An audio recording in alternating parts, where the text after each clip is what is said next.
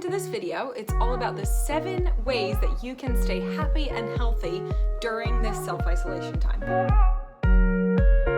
My name is Kelsey Powell and I'm really excited to get into this. First thing on the list is self-care. Now, I know that a lot of you know how important self-care is, but are you really doing it? Seriously, are you really taking care of yourself the best way that you can? Are you getting 8 hours of sleep? Minimum 8 hours. Are you getting it? Are you eating green stuff? We are making sure that we eat as green as we possibly can because we know that it will keep us healthy through this time. So, enough sleep. Are you eating enough greens and staying healthy with what you're eating? How much alcohol or drugs are you partaking in right now? Now, I know it's a very easy time to say, you know what? It's 3 o'clock, I'm gonna have a bottle of wine because I don't have to go to work, I don't have to do anything. But alcohol has a tremendous effect on our mental health. So please use alcohol sparingly. If you are taking any drugs of any kinds, please be mindful that these things will alter our brain chemistry and affect us in a variety of ways. So please be careful about how much you're drinking or drugging. Another form of great self-care is moving your body. There are so many free resources out there right now. There's free yoga, there's free fitness, there's free meditation. Make sure that you're moving your body as much as you can. 30 minutes a day, minimum. Please move your body, get your sweat on, or at least go for a walk. Some sort of way to get your blood flowing is honestly gonna do wonders for your mental health. And I just mentioned meditation, and I know that most meditations, you don't move, so you don't actually move your body, but meditation is another form of self-care. Practice meditation. If you've never done it before, give it a shot. I mean, meditation is an untapped health practice. I mean, honestly, if you already do it, then kudos to you, but if you don't, try meditating. It's incredible. It helps to ease anxiety, it helps lift your mood, it clears your mind, and especially during this time when we are so unsure about the future, meditation can help keep you grounded. Another self-care practice is drinking enough water. Are you drinking enough water throughout the day? Because I know some of us are really good about drinking water and some of us are not good about drinking water at all. So try to make sure that you're drinking enough water during this time.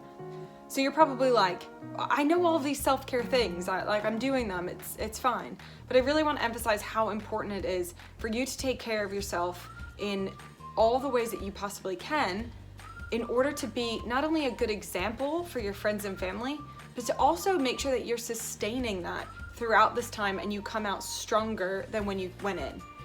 We use self-care to take care of ourselves during stressful times, during good times, but ultimately, they are practices to cope with difficult times like with what we're going through right now. So if you don't put your mask on, like they say on the airplane, if you don't put your mask on first, you won't be able to help anybody else. So please take care of yourself so that you can be an example and help take care of other people around you. Second on the list is routine and structure. So if you have any kids, structure is the best thing that you can give to them. They know something is going on. They know that there's chaos in the world. They know that something is not normal, it's not right. Maybe they had a graduation that they were supposed to do, they had end of year activities, they haven't been able to see their friends. They know something is up. But if you can keep them to a structure of some kind, they can just be. They can just have fun and do a day knowing that you're taking care of them. You've got a structure in place. Now, if you don't have any kids, it's really important for you to have structure as well. Stick to a structure through the day, whether you do your self-care in the morning and then do learning or reading or something throughout the day. Eat your meals at the normal time you would eat them, and then do whatever it is in the evening that you'd typically do if you were still going to work or school. Keep structure and routine to your days as much as you possibly can. It will keep you as sane as you can be during this unsure time. Okay, the next one. Stop watching the news. Stop watching the news. Stop it. The news is a business. It wants you to keep coming back for more. It's meant to keep you enthralled. It's meant to keep you glued to the screen. Stop watching the news. You can get your tidbits at one time a day, if you need to know what's going on, do that. I'm not saying stay out of touch, but having the news on all the time, on repeat, obsessing over what's going on in the world, how many cases there are, how it's spreading, how it's stopping, how many people are dying, it's a hard time. But if you obsess and watch the news so much, it's going to start affecting your mental health. So get the tidbits that you need one time a day and then stop watching the news, okay? Please try to stop watching the news. Okay, number 4 is do a perspective check, okay? What kind of perspective have you been having over the last few weeks in self-isolation? Have you been miserable and thinking, oh, I can't wait till this is over. Oh my God, I miss this and I'm so unhappy about that. And it's so hard because I can't do this and this I can't do. Or are you thinking, I am so lucky. I'm so fortunate to be safe, at home, healthy. Hopefully nobody that you know or yourself doesn't have the virus. And even if you do or your friends have, be grateful that you're still here, you're still alive, and we are here to support you if you are struggling with anything. But I'd like to say, do a perspective check. What kind of thoughts are you allowing in your mind? What kind of things are you telling yourself every day? Shift your perspective if you're being negative. Be honest with yourself, because these negative thoughts and this lack of positivity in your mind is gonna be detrimental. Focus on the positive things, and if you have a positive mindset, keep practicing that. Having a positive mindset and a positive perspective about how fortunate we are, even in this really hard time, is so crucially important. I can't emphasize this point enough. Count yourself lucky for what you have and what position you're in. No matter where it is on the spectrum, we can always find something to be grateful for. Okay, number 5 is recalibrate your priorities.